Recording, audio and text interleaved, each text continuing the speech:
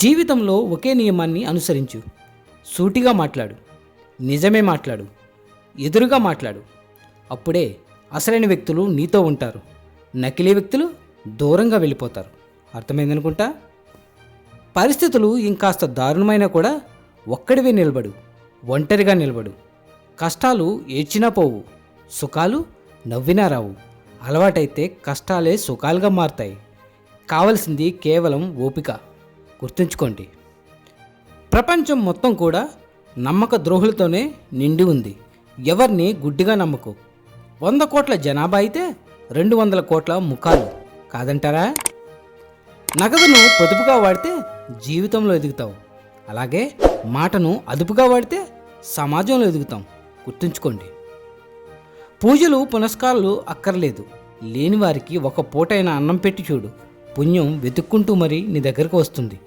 నువ్వు పూజించే భగవంతుడు కూడా కోరుకునేది ఇదే. ఈ రోజుల్లో బొసలు కొట్టే పాముల కంటే కూడా గుసగుసలాడే మనుషులే చాలా ప్రమాదకరం కాదంటారా? నువ్వు చేసే పనిని ఎప్పుడైతే ప్రేమిస్తావో అప్పుడే నీ గెలుపు మొదలవుతుంది. నీకోసం ఏదీ జరగదు, కానీ ప్రయత్నిస్తే నీ వల్ల ఏదైనా జరుగుతుంది. ఏది జరిగినా కూడా మన మంచికే అనుకుంటే మనస్సు ప్రశాంతంగా ఉంటుంది. గుర్తుంచుకోండి, శ్రీరాముని అంత మహాపురుషునికే హనుమంతుడి అవసరం వచ్చింది. మానవులం మనమెంత? నాకు ఎవరి అవసరం లేదు అని విర్రవేగకు. సమయం చాలా శక్తివంతమైనది. రూపులే కాదు, చేతిలో ఉన్న రేఖలు కూడా మార్చేయగలదు. 100 సంవత్సరాలు బ్రతికే కన్నా ఇష్టమైన వ్యక్తితో ఒకరోజైనా ప్రేమతో బ్రతికినా చాలు. అంతకంటే ఆనందం మరొకటి ఉండదు. ఒక మంచి మనిషిగా జీవించు, అంతేగాని మంచి మనిషిని అని నిరూపించుకునే ప్రయత్నం చేస్తే ఈ సమాజం దృష్టిలో చెడ్డ వ్యక్తిగా మారిపోతావు. గుర్తుంచుకో. నువ్వు దేన్ని కూడా వెతుక్కుంటూ వెళ్ళకు, అవమానపడతావు. దేనికోసం ఎవరి కోసం కూడా ఎదురు చూస్తూ ఉండకు, మోసపోతావు. నిన్ను మాత్రమే నువ్వు నమ్ముకో. ఇదంతా కూడా నటన ప్రపంచం. ఇక్కడ ఎవరికి వారే స్వార్థపరులు. ఈ లోకంలో తప్పు చేయడానికి ఎవరు కూడా భయపడటం లేదు, కానీ చేసిన తప్పును బయటపడకుండా ఉండటం కోసం మాత్రమే అందరూ భయపడుతూ ఉన్నారు, అంతే. కొన్నిసార్లు వాదించి బాధపడటం కన్నా తప్పు నాదే అని మౌనంగా ఉండటమే చాలా మంచిది. నిజాయితీగా ఉన్న బంధం కోసం జీవితకాలం ఎదురుచూసినా తప్పులేదు, కానీ నటనతో కూడిన బంధాల కోసం మాత్రం ఒక్క క్షణం కూడా వృధా చేయకూడదు. ఒకరి జీవితం కోసం నువ్వు పాటు పడకపోయినా పర్వాలేదు, కానీ వెన్నుపోటు పడవకుండా మాట వేటు వేయకుండా ఉంటే చాలు. గొడ్డలతో నరికివేసిన చెట్టు మళ్ళీ చిగురిస్తుంది, కానీ మాటలతో నరికివేసిన మనసు మాత్రం ఎప్పటికీ కూడా చిగురించదు. గుర్తుంచుకోండి. మీరు జీవితంలో 2 స్నేహితులను సంపాదించుకోండి. ఒకడు కృష్ణుల్లా పోరాడకుండా గెలిపించేవాడు, ఇక రెండోవాడు మీరు ఓడిపోతారో అని తెలిసినా కూడా మీకోసం కర్ణుల్లా పోరాడేవాడు. ఎన్ని తప్పులు చేసినా కూడా పాపం పండే వరకు శిక్ష పడదు. విధిరాతను ఎవ్వరూ కూడా తప్పించలేరు. చెడ్డవాడు ముందుగానే ఎన్నో సుఖాలను అనుభవించినా, ఎంత ఎత్తుకు ఎదిగినా చివరకు పాతాళంలోకి దిగజారి పతనమే మూటకట్టుకుంటాడు. ఇక మంచివాడికి ముందు ఎన్ని కష్టాలు ఎదురైనా చివరకు విజయాలను మూటకట్టుకుంటాడు. ఇదే జీవిత సత్యం. ఎప్పుడూ కూడా జరిగింది జరుగుతున్నది, అలాగే జరగబోయేది అంతా కూడా మన మంచికే అనుకో. అంతకు మించిన మనశ్శాంతి ఈ భూప్రపంచంలో ఎక్కడ దొరకదు. నువ్వు వెళ్ళే దారి నిజాయితీగా ఉంటే నారు పోసిన భగవంతుడే నీరు కూడా పోసి నీ జీవితాన్ని పూలబాటగా మారుస్తాడు. గడిచిపోయిన నిన్న తెలియని రేపటి కంటే కూడా గడుపుతున్న ఈరోజు ఎంతో విలువైనది. జీవితం అనేది వద్దనుకుంటే పోయేది కాదు, అలాగే రాసుకుంటే వచ్చేది కాదు. జీవితం ఒక రంగస్థలం. నువ్వు నేను అందరం అందులో పాత్రధారులమే. గుర్తుంచుకోండి, రాసేవాడు పైన ఉన్నాడు, నటించేవాళ్ళు మాత్రమే మనతో ఉన్నారు. జీవితంలో అందమైన బంధం ఏదైనా ఉంది అంటే అది కళ్ళదే. 2 కళ్ళు కలిసే తెరుచుకుంటాయి, అలాగే కలిసే మూసుకుంటాయి, కలిసే నిద్రపోతాయి, ఒకేసారి కన్నీరును కారుస్తాయి. అది కూడా జీవితాంతం. ఒకదాన్ని ఒకటి చూడకుండానే కన్ను మూస్తాయి. ప్రేమించడం మాత్రమే వస్తే సరిపోదు, దాన్ని చూపించడం కూడా తెలిసి ఉండాలి. ఏ బంధమైనా ముగిసిపోవడానికి కారణం సరిగ్గా మాట్లాడలేకపోవటం, అలాగే సరిగ్గా అర్థం చేసుకోలేకపోవడం.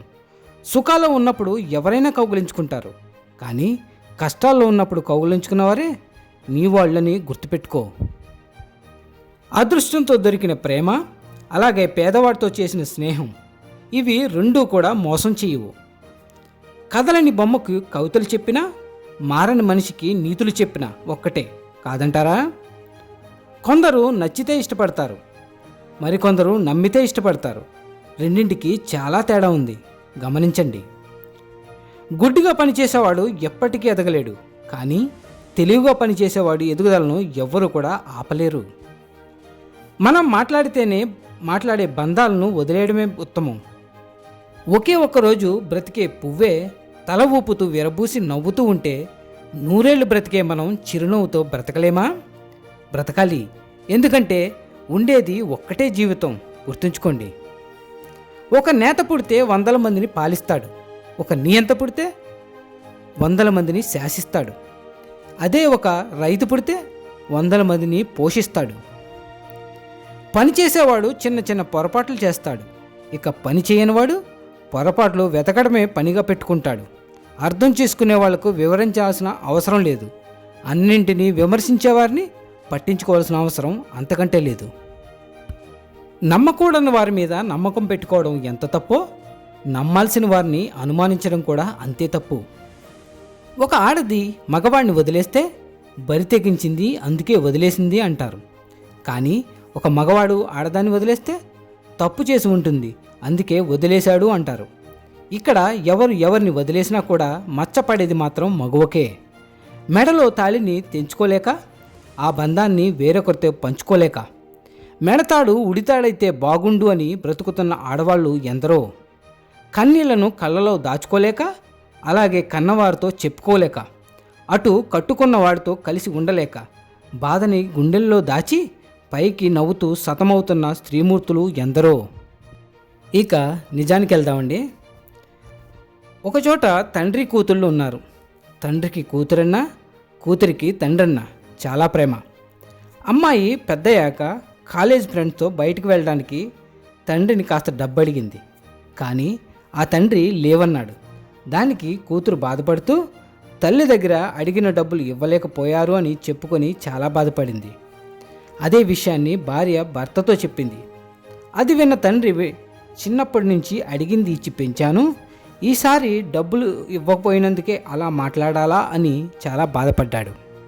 వీరిద్దరి బాధలో ఎవరి బాధ కరెక్టు అంటే మీరేమంటారు? నేనైతే ఎవరిది కాదు అని అంటాను. ఎలా అంటే, కూతురు మాటలు విన్నప్పుడు తన వైపు నుంచి తండ్రి కూతురి సంతోషం కోసం డబ్బులు ఇవ్వాల్సింది అనిపిస్తుంది. అంతేకాని ఇక్కడ ఆ నాన్న ఏ కష్టంతో ఆ మాట అన్నాడో అని ఎవరికి ఏ ఆలోచన రాదు.